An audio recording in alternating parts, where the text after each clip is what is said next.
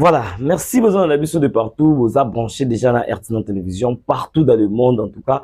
Merci Nanenge, Tokutani Misusu na poko alilo pour que tout me kabeta sous les solos rapidement, très rapidement sur bah nouvelle Oyo, ils ont continué toujours kokoya donc partout vous a mbote nabino donc vous partagez dans l'émission, vous partagez l'émission, vous likez. En tout cas, bah commentaire nabino et que ça la biso bien makasi parce que en tout cas, j'ai et Balouki, j'ai ma Balouka car ndenge to ba lingala donc makamuza ya roinda à cet instant, on ne sait pas est-ce que Corneille Nanga a envie, on ne sait pas est-ce que Willingoma est-ce que Aza envie. En tout cas, bon s'abonner, mise au point yango, mise au point yango, to ya kambangu pour que to ya vraiment ko tchaba mise au point, bah tu vas comprendre réellement qu'est-ce qui s'est passé dans Walikali. Et belé bazo tout mais tout le monde ba image, tout le monde non, effectivement oui, tout le monde ba image, mais qu'est-ce qui s'est passé? Qu'est-ce qui s'est préparé du côté à AFC? Donc nous allons essayer un peu ça la mise au point sur Yango rapidement ensemble là nous vous déjà connecté nabiso en tout cas oh moninga na zuite occasion au kutana na ngote la mise au point lelo ça là signé à côté déjà. Qu'est-ce qui s'est passé? Vous savez depuis rencontre hasardeuse ceux qui te bongo une rencontre hasardeuse il y a Félix Tshisekedi na Paul Kagame na Doha en tout cas ezaki déjà loko esalaki déjà epesaki mabe loba ezaki loko oyo ebele ba s'attendaki nango te les gens s'attendaient seulement na rencontre ya Luanda par rapport ya ba processus ya Luanda mais du coup ba moni moko Félix Tshisekedi na Paul Kagame kokutana na Doha pemeni ya Emirates ya Doha oyo basololaki na masolo basola kezaki kité il fallait cesser les faits et salement. Alors il aurait fallu kaka ndenge zalaka liboso que non au mona ba FRDC baza ko respecter mot d'ordre wana ya cesser les faits. Entre temps au mona ba M23 baza ko attaquer des systèmes bazalaki ko sala mais curieusement on se rend compte que non depuis un certain temps Johannes zaki sous-souté des gens qui étaient cessés les faits, tout ça, système à l'issue sous le collat, l'issue tous autres, mais cesser les faits, oui, on accepte. Mais position, il y avait ennemi, c'était ça. Mais on s'est rendu compte que non, de leur balance, qui cessait les faits, côté à AFC, na M23, bah, pâté, il y avait aéronef moko oyo, et ça là qui console la tour, bah, va et vient. Plus de 5 tour oyo aéronef wana sali maintenant or aéronef wana c'était ezaki na musala ya kozwa ba armement koya ko armer lisusu M23 kozwa ba armement koya pour que ba déjà ba position mususu ya sika pour préparer une nouvelle attaque. En tout cas place vos amis bo s'abonner bo liker déjà parce que mingi ba commentaire na bino. Donc, et pendant que nous avons battu wana, ko bakisa lisusu ba troupe, c'est-à-dire que noko ke noko zali lisusu ba soldat rwandais, ko ya na bango, ko bakisa lisusu surnombre, ko bakisa nombre na bango, ko bakisa nombre dans le but c'est de préparer une nouvelle attaque pendant ko matina kisangani. Or bango ba éviter que non, entre-temps FRDC ba osa ba précaution, FRDC ba osa ba positionnement baza informé à l'heure actuelle système d'information il FARDC est comme tout autre. Alors on se rend compte que voilà ta la aéronef oyo isa musala ya koya ko ravitailler ba M23 na ba FC ba osala ko armé bango ko bakisa nombre de sous ya ba soldats rwandais na sol congolais. Alors sans hésiter dès lors que tu comprenais que tu allais na ba dongolo miso bazali na quatre armées oyo bazali ko trahir armée à chaque fois. Alors lisu likola lisu tu se rendre compte que tu voilà ta loko bazo sala. Allez armée congolaise et matisi malomoko ba donne na bango na ba donne nango ba donne ba sur quoi mati. Allez sans plus tarder attaque bandi malamoko. Donc je pense que vous avez une image wana aéronef wana. Yango nezala ko sala ba va et vient au ravitailler ba M23 na AFC parce que FCDR a un armement. Ils ont mis M23 na ba soldats rwandais. Alors, bah soit attaque, bah bombardement, oyo digne de son nom, parce que aujourd'hui, FRDC Mobimba très motivé, toujours derrière le chef de l'État Félix Antoine Tshisekedi Tshilombo, na vision oluka ko silisa atrocité oyo ebomisi ba Congolais ebele na Est ya République démocratique du Congo. Alors, bah bombardement salemi aéronef wana calciné, je vous dis, quand il y a les images, bah photos quand même toujours mais quand même on photo pour que vous quand même une image, une idée sur ce qu'a été l'attaque et des bombardements, il y a FARDC. En tout cas, encore une fois, félicitations à FARDC. Boyende toujours linga boyende toujours linga tout le monde a fait. Boyende toujours linga que non armée rwandaise à comprendre que tout ce qui s'est passé avant, ils allaient qui n'ont pas trahison, ils allaient au sein de l'armée. Et à présent, bah conditions bah moyens sont mis en place. Et à chaque fois qu'il y aura un moindre mouvement, attaque sur attaque. Alors, il y avait une Jeep Oyo, ils allaient équiper juste à côté aéronef. Voilà. Maintenant, on se pose des questions. Nakata Jeep wana, certainement, il y avait Batoaba FC Bazalaki wana. Et à cet instant, on n'a pas encore un bilan où ils ont connu il y a un nombre de morts. Mais du moins, ce qu'on reconnaît, Nabat Bazalaki embarqué au Bayaki Nabango, Naba O Bazalaki wana, y compris Bao Bazalaki na Jeep. Et on se pose des questions. C'est comme si Willy Ngoma Bazalaki na Katuana, c'est comme si Bananga Nyos Bazalaki wana.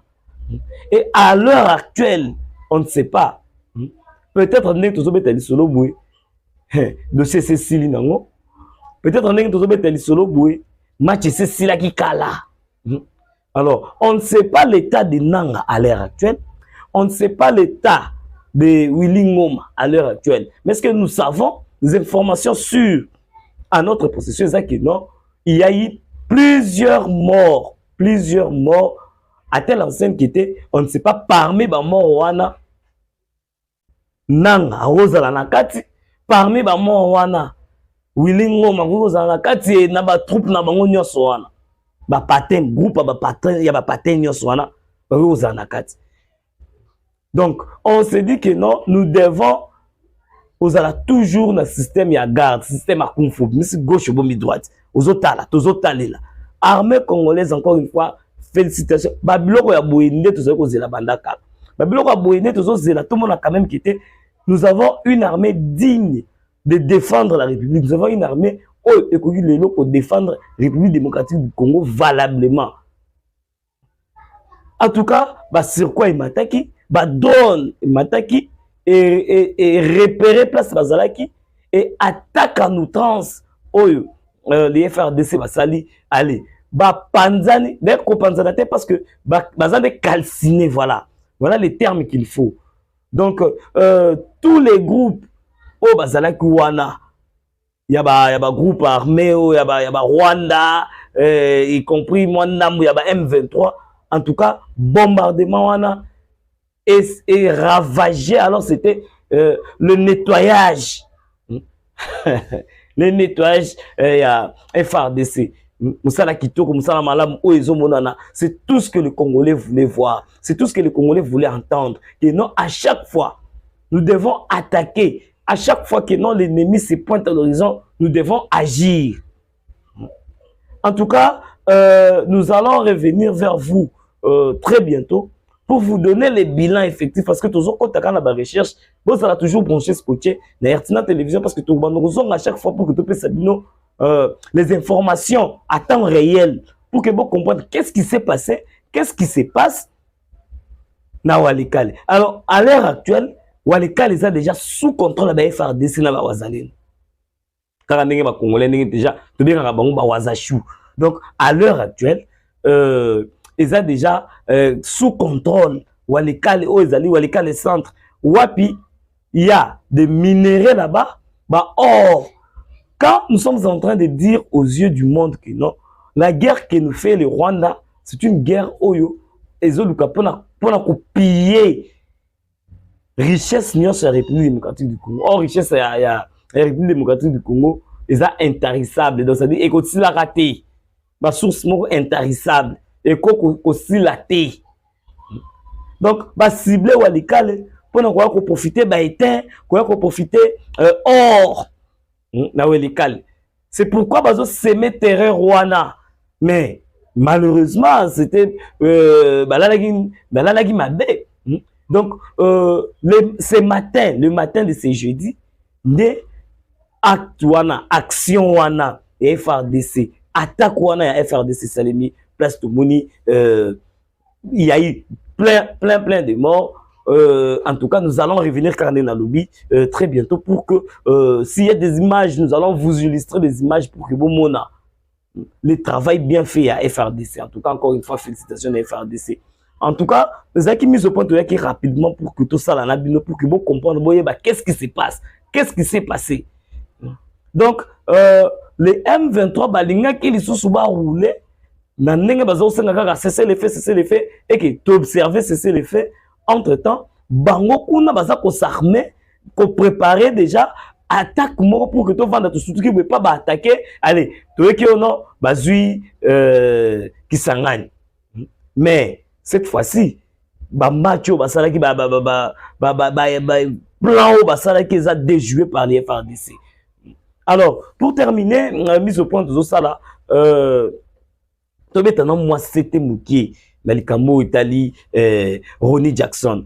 Ronnie Jackson, un infiltré, si nous pouvons le dire, un infiltré, a infiltré à côté de la présidence. En tout cas, Félix Antoine Tshisekedi dit le président de la République, population Zana Simanayo. Nous sommes là pour nous soutenir l'idée aux Zanango. Nous sommes derrière toi, le chef de l'État. Mais s'il y a quoi que la tout autour nayo, n'hésitez pas une seule seconde. Il y a qu'à le ravager, il y a qu'à éliminer, il y a qu'à tchabango de côté. Quand on dit éliminer, c'est-à-dire d'écarter plutôt. Écarter bango, qu'à tchabango pemeni. Parce que quand il y a déjà un infiltré qui vient avec des statuts ou des autres, les statuts sont faux.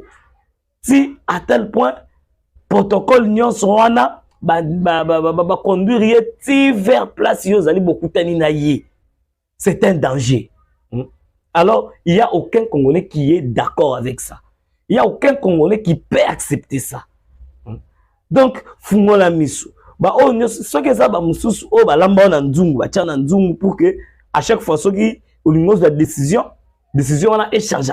En tout cas je pense qu'avec les cris de tous les Congolais qui s'est poli, qui s'y fait pour là. Parce que déjà, c'est un risque, un grand risque que court le président de la République. Il y a que ton protocole wana et permettre au chef de l'État et Yamba Moutou Oyo aye un statut autre que statut naïe. Parce que les États-Unis vont reconnaître été comme envoyé spécial. Il y a Donald Trump.